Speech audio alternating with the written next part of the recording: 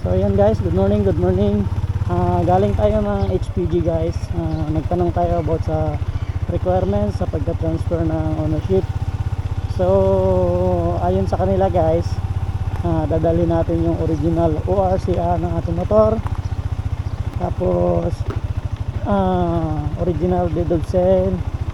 Tapos 2 copy ng valid ID guys. Tapos may pirma ng dating may-ari at saka ikaw na bagong may-ari. So ayun lang guys, yun lang mga requirements. Tapos hindi pala sila guys nagpo-process pag pag holiday.